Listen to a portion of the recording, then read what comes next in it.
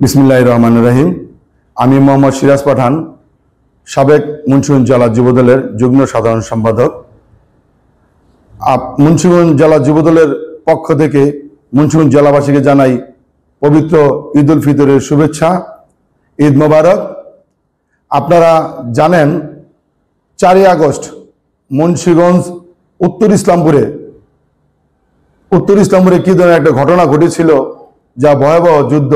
সেই যুদ্ধে আমরা মুন্সিগঞ্জ উত্তর ইসলামপুরবাসী আমরা এলাকায় ঐক্যবদ্ধভাবে প্রতিহত করেছি।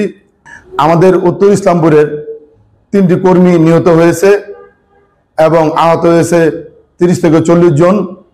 আপনারা জানেন মুন্সিগঞ্জে উত্তর ইসলামপুরে বিভিন্ন এলাকায় ওই আওয়ামী লীগ সন্ত্রাসী বাহিনী ঢুকে নির্যাতন অত্যাচার করেছে এবং আমরা বিগত দিনে আমরা মুন্সিগঞ্জে শহরে বসবাস করে আমরা ঘুমাতে পারিনি ওই আওয়ামী লীগ সন্ত্রাসী বাহিনীর নির্যাতনের অত্যাচারের কারণে।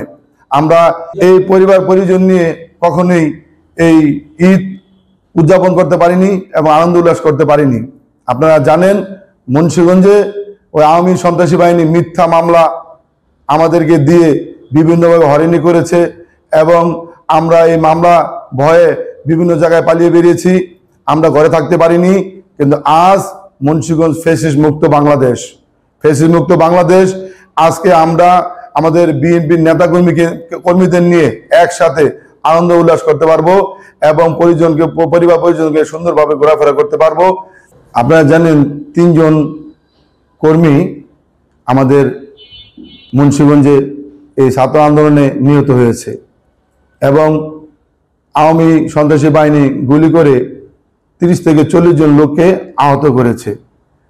আমরা নিহত পরিবারদেরকে আমি সমবেদনা জানাই এবং আহত পরিবারদের আমি